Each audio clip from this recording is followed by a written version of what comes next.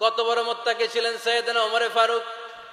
মদিনার সমাজে কয়জন মুনাফিক ছিল বিশ্বনবী ছাড়া কেউ বলতে পারতেন না। বিশ্বনবী কোন সাহাবীকে মুনাফিকদের লিস্ট দিয়ে যান নাই, একজন সাহাবী ছাড়া। দেখি কেউ বলতে পারেন কিনা ওই সাহাবীর নাম? কি নাম? হুযায়ফা ইবনুল ইয়ামান রাদিয়াল্লাহু তাআলা আনহু। ওনাকে বলা হতো সাহিবু সিররি রাসূলিল্লাহ, আল্লাহ রাসূল সাল্লাল্লাহু আলাইহি ওয়াসাল্লামের গোপন তথ্যের ধারক বাহক। সুবহানাল্লাহ পড়বেন না? বিশ্বনবী ইন্তেকালের আগে মদিনার সমাজে মোট কয়জন মুনাফিক আছে এই তথ্য আবু বকরকে বলেন নাই, ওমর রাদিয়াল্লাহু তাআলা আনহুকে বলেন নাই, উসমান রাদিয়াল্লাহু তাআলা আনহু, আলী রাদিয়াল্লাহু তাআলা আনহু, আশারাতুল মুবাশশিরিনা বিল জান্নাহ কোন সাহাবীকে বলেন নাই। শুধুমাত্র কেবলমাত্র একমাত্র হুযায়ফা ইবনুল ইয়ামান রাদিয়াল্লাহু তাআলা আনহুর কাছে মুনাফিকদের লিস্টে বিশ্বনবী দিয়ে গিয়েছে। সুবহানাল্লাহ পড়েন। মদিনায় কারা কারা মুনাফিক কেউ জানতো না হুযায়ফা ছাড়া। কে ছাড়া? নামটা আজকে মুখস্থ করেন, যাতে অন্য কোনো ওয়াজে কেউ জিজ্ঞেস করলে বলতে পারেন। মুনাফিকদের লিস্ট যে সাহাবীর কাছে বিশ্বনবী দিয়ে গিয়েছিলেন, সাহাবীর নাম কি? নাম? নামটা কেমন লাগে? ভাল লাগে? অনেকে আমারে জিজ্ঞেস করে, হুজুর আমার ছেলে হবে আগামী মাসে, একটা নাম দেন। নাম দিয়ে দিলাম হুযায়ফা। যাদের হবে ছেলে, এলাকায় যাদের নেক্সট কয়েক মাসে ছেলে হবে, খালি হুযায়ফা চলবে। কি চলবে? ভাল লাগে? নামটা ভাল লাগে? রাইখেন, অনেক সুন্দর নাম। উনি জানতেন মুনাফিক কারা। দেখেন ওমরে ফারুকের তাকওয়ার লেভেলটা কত হাই।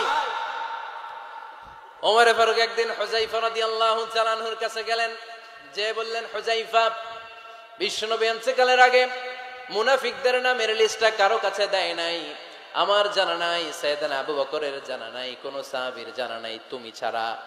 আমি তোমার কাছে জানতে চাই, আমি ওমরের নামটা ওই মুনাফিকদের খাতায় আছে কিনা আমার একটু বলো।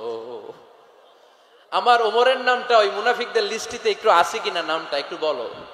যদি থাকে আমি ভালো হয়ে যাব। আমি নেফাকি দূর করে পাক্কা মুমিন হতে চাই। আমার নাম যদি মুনাফিকের লিস্টে থাকে আমি তো শেষ।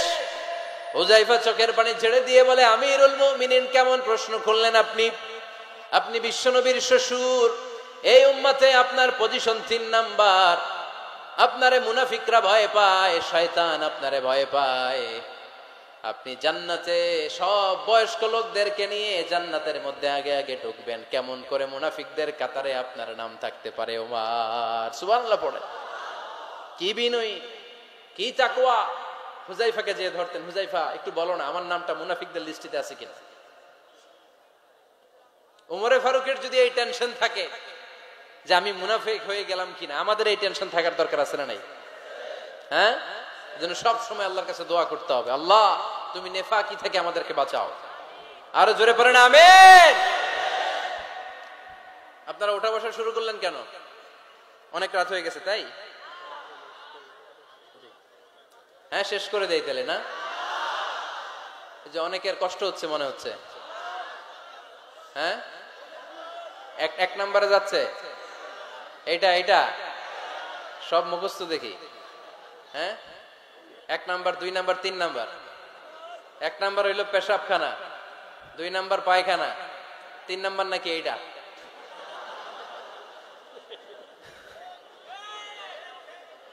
আছে না নাই? না। সিগারেট কোন মুসলমান খেতে পারে? সিগারেট হয় টোবাকো প্ল্যান্টস থেকে, তামাক পাতা। ফরিদপুরে চাষ হয় নাকি? হয়। কোন থানায় হয় বেশি? হ্যাঁ, তামাক ক্ষেত যারা দেখছেন কোন বেড়া লাগানো লাগে? কারণ ছাগলেও মুখ দেয় না। তো যেটা ছাগলে খায় না এটা কোনো মুমিন বান্দা খাইতে পারে? তো খান কেন এগুলো, পচা জিনিস? হ্যাঁ, এই পৃথিবীতে বিড়ি আর সিগারেটই একমাত্র খানা যেটা টয়লেটে ঢুকে খাওয়া যায়, তাই না? পৃথিবীতে সিগারেট আর বিড়ি একমাত্র খাবার। রাগ করবেন না যারা খান, রাগ করেন না। আবার একটু কমন সেন্সটা কাজে লাগানোর জন্য, চিন্তার জন্য বলতেছি। এটাই পৃথিবীর একমাত্র খাবার যেই খাবারের গায়ে এই খাবারের বদনাম লেখা থাকে, স্মোকিং কজেস ক্যান্সার। ধূমপান কর্কট রোগের কারণ, ধূমপান স্বাস্থ্যের পক্ষে ক্ষতিকারক লেখা থাকে না? আচ্ছা ধরেন ফরিদপুরের একটা কোম্পানি নতুন চানাচুর বের করছে, ওই চানাচুরের গায়ে লেখা এই চানাচুর খাওয়ার 1 ঘন্টার মধ্যে বমি শুরু হবে আর ডায়রিয়া হবে। খাবেন? কি কইবেন? তুই খা। দোকানদারে কি কইবেন? তুই খা, তোর বমি হোক, তোর 14 গোষ্ঠীর ডায়রিয়া হোক, আমি টাকা দিয়ে এগুলো কিনবো না, ঠিক কিনা? কারণ এই প্রোডাক্টের গায়ে এই প্রোডাক্টের বদনাম লেখা, এটা আমরা কিনবো কেন? কিন্তু সিগারেটের উপরে সিগারেটের বদনাম লেখা থাকার পরেও আমরা খাই, টয়লেটে বসে খাই। আহা, এটার মধ্যে একটা পয়জন আছে, এটাকে বলে স্লো পয়জন, নিকোটিন। এটা আপনার লাং, ফুসফুসকে শেষ করে দিবে, স্লো পয়জন। সিগারেট খাওয়া অনেকটা আত্মহত্যা শামিল। বিষ খেলে সাথে সাথে মরে, সিগারেট খেলে ধুকে ধুকে মরে। আর সিগারেট থেকে হিরোইন, গাঁজা, ফেন্সিডিল, ইয়াবা, ম্যারিজুয়ানার পথে মানুষ পথ বাড়ায়, পা বাড়ায়, তাই না? এগুলো খাবেন না। ওয়ালা তুলকু আইদিকুম ইলা তাহলুকা, নিজে নিজেকে স্বেচ্ছায় ধ্বংসের দিকে ঠেলে দিও না। জীবনটা অনেক সুন্দর, জীবনটা অনেক রঙিন, আল্লাহর দেয় জীবনটাকে উপভোগ করার দরকার আছে না নাই? এই জন্য সিগারেটকে এই ফরিদপুরের প্রোগ্রাম থেকে আমরা আজকে নো বলে দিলাম। কি বলে দিব? আওয়াজ করে সবাইকে আমরা সবাই একসাথে বলবো, সিগারেটকে কি বললাম? মনে থাকবে না? মাহফিলের প্যান্ডেল থেকে বাইর হয়ে আবার ইয়েস, হ্যাঁ না, ইয়েস করা যাবে না। সিগারেটকে কি বললাম? নো। ওমর ফারুক রাদিয়াল্লাহু তাআলা আনহু আমাদের সুপার হিরো, আমাদের সবাই বলেন আমাদের। উনি কত বড় সুপার হিরো শুনেন। উনি জুমার খুতবা দিচ্ছেন। কি দিচ্ছেন? মসজিদে নববীতে। খুতবার মাঝখানে হঠাৎ বললেন, ইয়া সারিয়াতাল জাবাল, ইয়া সারিয়াত ইবনে জানিমিল জাবাল।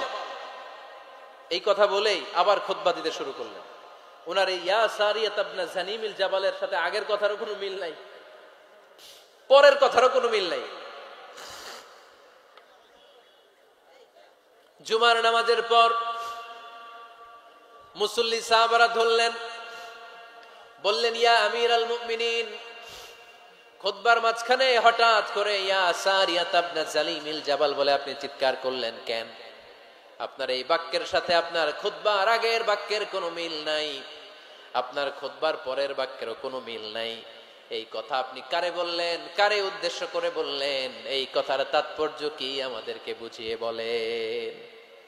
ওমরে ফারুক বললেন, আমি যখন খুতবা দিচ্ছি আমি দেখতে পেলাম ওই যে কয়েক মাস আগে আমি আমার মুসলিম সেনাবাহিনী পারস্যে আক্রমণের জন্য পাঠিয়েছি, বর্তমান ইরানের ওই বিশাল এলাকাতে পারস্যে আমি আমার ব্যাটালিয়ন পাঠিয়েছি।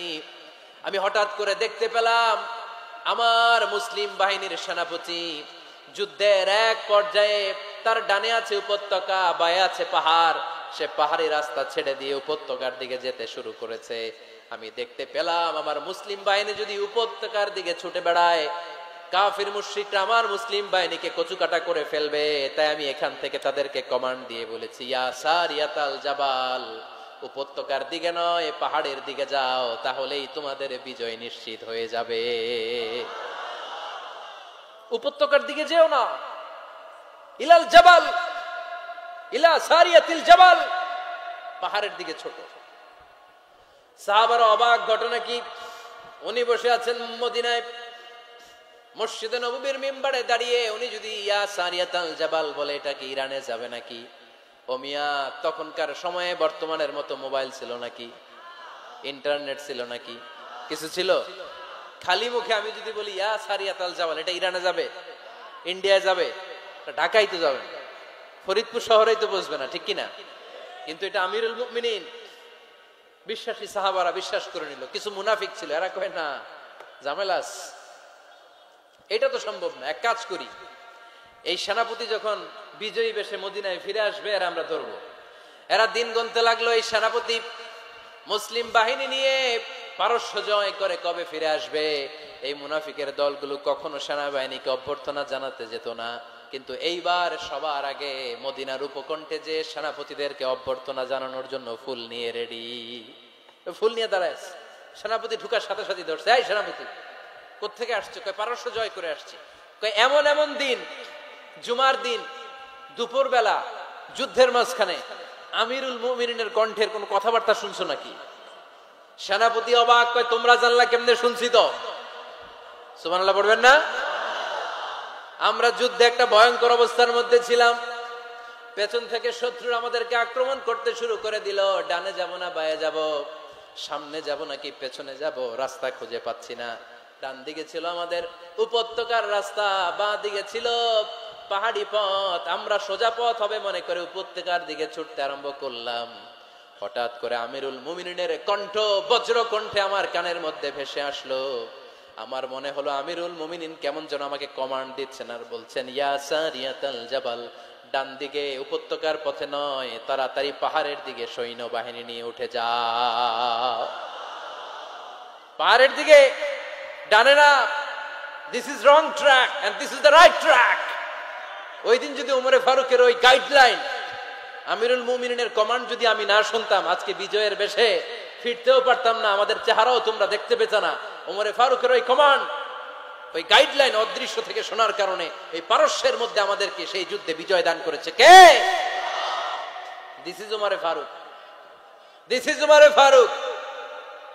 বিশ্বনবী বলছেন, ওমর, মা লাকিয়াকা শাইতানু সালিকান ফাজ্জান ইল্লা সালাকা ফাজ্জান গায়রা ফাজ্জিক। ওমর, শয়তান ইবলিস যদি তোমারে কোনো রাস্তা দিয়ে হাঁটতে দেখে, শয়তান ওই রাস্তা রেখে দিয়ে অন্য রাস্তা দিয়ে হাঁটে। সুবহানাল্লাহ। বাড়িতে যায় বললেন, কে বলতেছে? বিশ্বনবী। কার ব্যাপারে? ওমরে ফারুকের ব্যাপারে। শয়তান যদি দেখে যে ওমরে ফারুক এই রাস্তা দিয়ে হাঁটতেছে, শয়তান ওই রাস্তা রেখে দিয়ে অন্য রাস্তা দিয়ে হাঁটে। সুবহানাল্লাহ পড়েন। রাত্রিবেলা আমরা আমাদের বাচ্চা ছেলে মেয়েদেরকে যখন খাওয়াই, বাচ্চারা খেতে চায় না, এরকম হয় আপনাদের ফরিদপুর এলাকায়? হ্যাঁ, এই এলাকায় হয় নাকি? খেতে চায় না বাচ্চারা, এই চকলেট দেখায়া, এই মিনা কার্টুন দেখায়া, এইটা সেইটা, এগুলো সেগুলো বলে, গল্প টল্প বলে ভুলায়া খাওয়ানো লাগে, তাই না? তারপরও খায় না। আমারও ছোট মেয়ে আছে, খেতে চায় না, এইটা সেইটা এমনি সেমনি খাওয়ানো লাগে। তো শেষে না পেরে মা বাবা বলতে বাধ্য হয়, ওই যে ভূত আসতেছে, ভূত, তাড়াতাড়ি তাড়াতাড়ি খাও, নাহলে যে ভূত ধরবে তোমারে। ওই যে বাঘ আসতেছে, বাঘ, তাড়াতাড়ি খাইলে নাহলে বাঘে কামড়াবে। বলি না আমরা? আপনারা কি বলেন? ভূত। আর কি বলেন? হ্যাঁ হ্যাঁ, আচ্ছা। এক এক জায়গায় এক একটা আমরা বলি, ভূত আসবে, বাঘ খাবে, ভাল্লুক খাবে, তাড়াতাড়ি খাও। মদিনাতে যখন ওমরে ফারুক আমিরুল মুমিনিন, মদিনার মায়েরাও বাচ্চাদেরকে খাওয়াতে পারতো না, ছোট্ট মেয়েদেরকে খাওয়াতে পারতো না, খাওয়া নিয়ে যন্ত্রণা করতো। বাচ্চারা যখন মদিনায় খেতে চাইতো না রাত্রি বেলায়, মদিনার মায়েরা বলতো, তাড়াতাড়ি খাও, হা হুয়া ইয়াতি উমর, হা হুয়া ইয়াতি উমর, তাড়াতাড়ি খা, নাইলে ওই যে ওমর আসতেছে, Omar. This is our super hero সাইয়েদনা ওমর ফারুক রাদিয়াল্লাহু তাআলা আনহু। শুধু শয়তানি ভয় পেত না, মুনাফিকরাও ভয় পাইতো, জমের মতো ভয়।